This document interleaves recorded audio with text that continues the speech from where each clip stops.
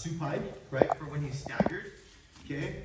When he goes commando, we don't have this on the list because this is what I mean about the segment goes longer. If he goes commando, that's when I have to play different kind of reverse De La Riva games.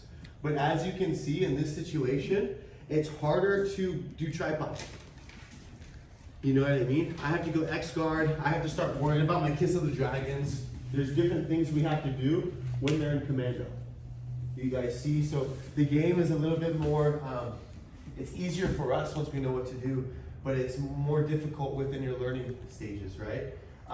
So we're gonna skip the commando stage because there's a lot of shit, and we're gonna go straight down to the knee because we already have a base half guard. Okay, so since we have a base half guard, I'm here, I go looking for his wrist, okay, for my arm drag. Once I go looking for his wrist, I now shoot my leg through as I'm using my thumb, right, to karate chop the back of his shoulder. And now I can pull that through, okay? Again, on this pull through, this hand is giving a little guide, right? But for the most part, the shoulder grip is gonna rip his whole arm through until my elbow hits the mat. This hand, okay, I'm gonna grab, right? Big wing right around his body. As I come up, I'm grabbing his wrist and I'm shoving it to the ground if I need to get more pressure up. Now I can grab a seatbelt to take his back, or I can grab my half Nelson if he's a really strong dude, you know what I mean? So again, we get ready. This is our supine guard against somebody on his knees. And a supine guard that you can use while somebody's on their knees is a half guard or a close guard for your two basic ones. We're choosing to play half guard, but within your notes, you can write all your close guard attacks that you know. So when you come to drill, you can drill whatever game you want within that setting, right? So then we go here, again for that arm drag. You see?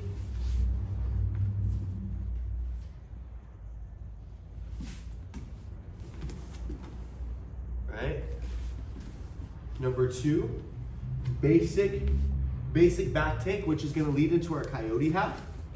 When I go for this arm drag, he takes his arm back. So I shoot up, shoulder, around, base my hand, start my scrape, and lift into him to pop my knee out, right? If my knee stays in, that's nice too, cool. But sometimes you feel like you're gonna get thrown back down, especially if he has a wizard. Right? So grab that wizard. If I extend my base, I'm a little stronger, and now I can start getting ready for my attacks. Okay? So again, arm drag, he pulls back, I chase him down. I'm going through, switching my hooks, getting ready to play. Number three, not working. This hand, right, stopping his shoulder, this hand is hooking underneath. And why is this working? Because remember, I'm trying to underhook and he's blocking the underhook. So instead I take the top level, right? Go through, underhook his leg, give a little shove to have space for my butterfly hook, connect my grips and my knee and elbow. I'm talking my top knee. Connect. Bottom leg out, strip on up, either go into X guard or back into my footlock guard, back into our hip game. You guys see what I mean? How everything kind of connected, right? So again, for the standing game, when he's standing, go back to standing. Standing staggered. We have our initial tripod one. We have our De La Riva, the double push to tripod one. And then we have our reverse De La Riva to tripod one. Now in the supine game, when he's on his knees, when we're playing half guard, we have our arm drag. We have our underhook.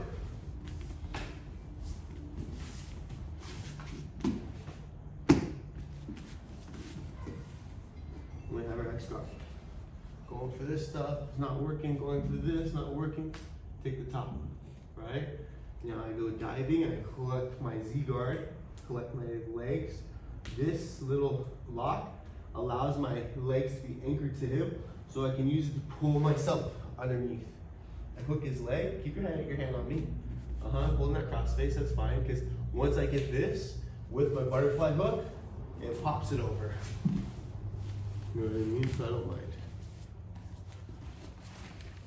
Okay, good shot, good. 1, 2, 3. And you got